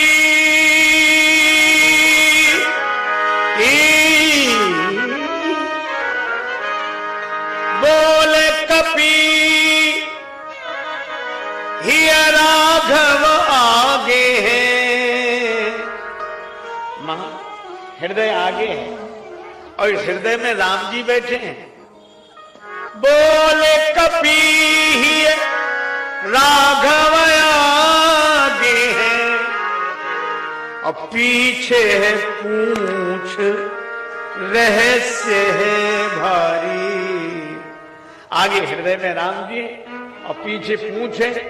अर्थ सीधा सा है, बानर को भला पूछता कौन, श्री राम के पीछे है पूछ हमारी। वानर को भला पूछता कौन, श्री राम के पीछे पूछ हमारी। कितना बढ़िया संकेत है। जो राम जी को प्रतिष्ठित कर लेते हैं अपने हृदय में, उनकी प्रतिष्ठा को कोई उखाड़ नहीं पाता, उनकी प्रतिष्ठा की पूंछ को कोई ईर्ष्या की आग में जला नहीं सकता। और जो राम जी को आगे रखते हैं उन्हें पूंछ के पीछे नहीं पड़ना पड़ता, पूंछ उनके पीछे पड़ जाती है। लेकिन जानकी माता ने कहा, हनुमान ये लंका तो सोने की है और सोना तो आग में जलता नहीं, पर ये लंका जल कैसे गई? श्री हनुमान जी ने कहा कि माता, सामान्य आग में थोड़ा ही सोना जलता है, ये विशेष आग थी। रावण स्वयं कह रहा था पावक देहु लगाए, और पावक जरत देख हनुमंता। तो पावक तो अग्नि का पर्यायवाची है। श्री हनुमान जी ने कहा कि माता, इस पावक का एक अर्थ और भी है, जो अपराध भगत कर करई, राम रोष पावक सो जरई। ये राम जी के रोष रूपी पावक में जली है सोने की लंका। अच्छा चलो बेटा, मान भी लें कि राम जी के रोष रूपी पावक में यह लंका जली, पर वत्स हनुमान, आग तो अपने पराये का भेद नहीं करती। आग में तो जो पड़े तो जल ही जाता है, तो भी तुम कैसे बच गए? हनुमान जी ने कहा, क्यों ना बचते? मां ने कहा कि आग में तो जलाने की शक्ति है। हनुमान जी बोले, माता आग में तो जलाने की शक्ति है, पर उसमें बचाने वाला भी कोई बैठा था। बचाने वाला कौन?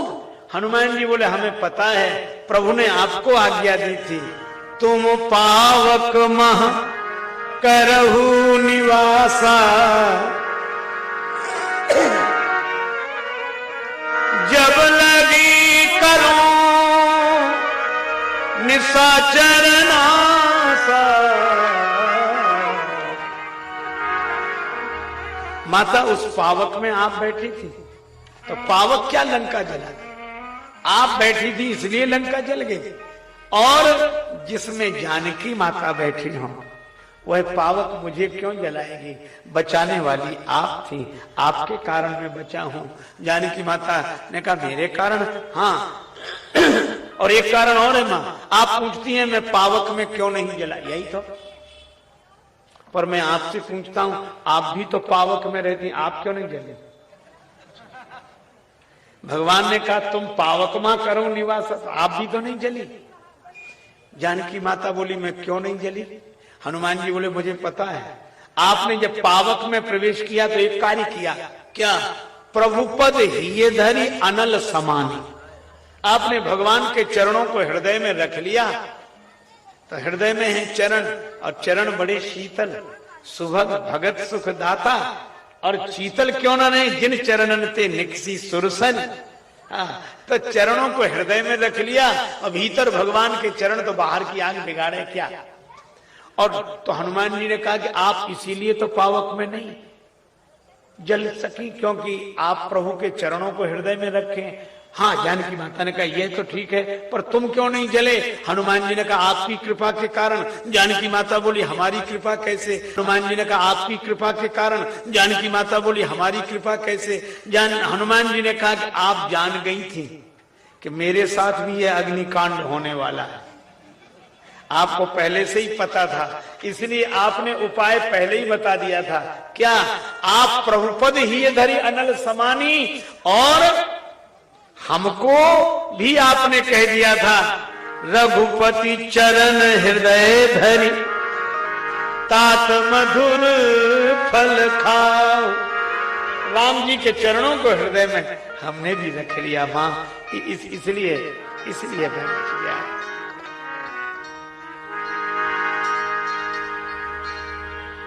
श्री हनुमान जी विदा होने लगे। ये विदा की बेला बड़ी करुणापूर्ण थी।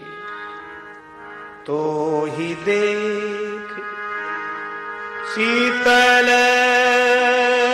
भई छाती,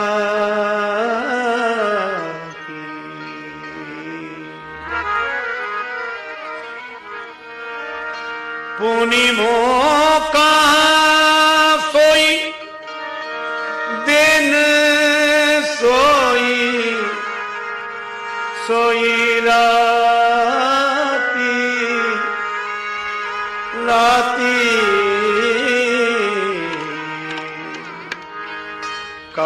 कपि के ही विधि लाखों प्राणा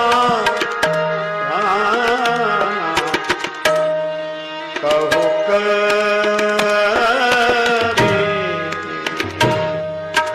के ही विधि तुम तात कहत अब ज्ञान के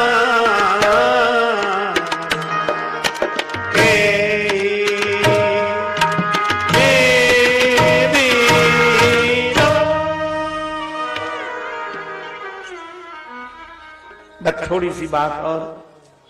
श्री जानकी माता ने कहा, वत्स तुम भी जा रहे हो, चलते चलते एक बात कही। श्री हनुमान जी ने तो कहा कि माता जी हमें कुछ चिन्ह मिले, किस लिए? प्रभु को देंगे। दूसरी बात यह है, क्या? मुद्रिका भगवान ने दी थी, और मुद्रिका ना मिली होती तो हम उस पार से इस पार ना आते। प्रभु मुद्रिका मेले मुख माही जलधि लांग गए अचरज नाही। तो मुद्रिका हमें उस पार से इस पार ले आई। अब हम इस पार से उस पार चले जाएं, ऐसा चिन्ह आप दे दो। मात मोह दीजे कछु चीना, और कैसे प्रभाव वाला चिन्ह? वैसे ही जैसे रघुनायक मोहि दीना, चूड़ा मणि उतारे तब दयो। यहां ऐसे मर्मज्ञ महापुरुष मनीषी जन विराजमान है। एक संत से, भक्त से सुना था यह भाव। मानस की एक बड़ी अद्भुत पंक्ति है। श्री जानकी माता ने कहा, कहो तात अस मोर प्रणामा, सब प्रकार प्रभु पूरन कामा। तो यहां इस पंक्ति का अगर शाब्दिक अर्थ लिया जाए तो श्री जानकी माता कहती हैं कि हे हनुमान जी, आप प्रभु के चरणों में मेरा ऐसा प्रणाम कह देना। कहे तात अस मोर प्रणामा। अब ये अस शब्द समझ में नहीं। यह तो ठीक है कि प्रभु के चरणों में मेरा प्रणाम कह देना, पर प्रभु के चरणों में मेरा ऐसा प्रणाम कह देना। एक भक्त का बड़ा सुंदर भाव है। उन्होंने कहा कि इसमें ध्वनि यह है कि जानकी माता ने केवल कहा ही नहीं, कुछ कहने के पहले जिस दिशा में प्रभु हैं उस दिशा को देखकर माता हाथ जोड़ती हैं, नेत्रों में आंसू आ गए। घुटनों के बल बैठ गई, आगे हाथ किए, धरती पर सिर रखा, नेत्रों के आंसुओं से धरती भीग गई। राम राघव राम राघव राम राघव रक्ष माम। श्री हनुमान जी ने कहा, माता आप यह क्या कर रही हैं? यह भूमिष्ठ होकर ऐसे प्रणाम की मुद्रा में यह क्या कर रही हैं? श्री हनुमान जी ने जब पूछा तो जानकी माता बोली, बेटा वत्स हनुमान, जैसे मैं यहाँ कर रही हूँ ऐसे ही तुम वहां जाकर करना, जैसे मैं यहाँ प्रणाम कर रही हूँ। कहे तात अस मोर प्रणामा, सब प्रकार प्रभु पूरन कामा। और हनुमान तुमने तो देखा ही, परम दुखी भा पवन सुत देख जानकी दीन। तो प्रभु से कह देना, मैं तो दीन हूं पर आप दीन दयाल बिरद संभारी।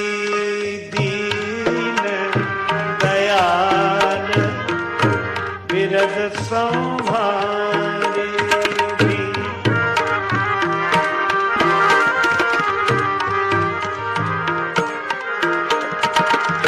हरहु नाथ मम हर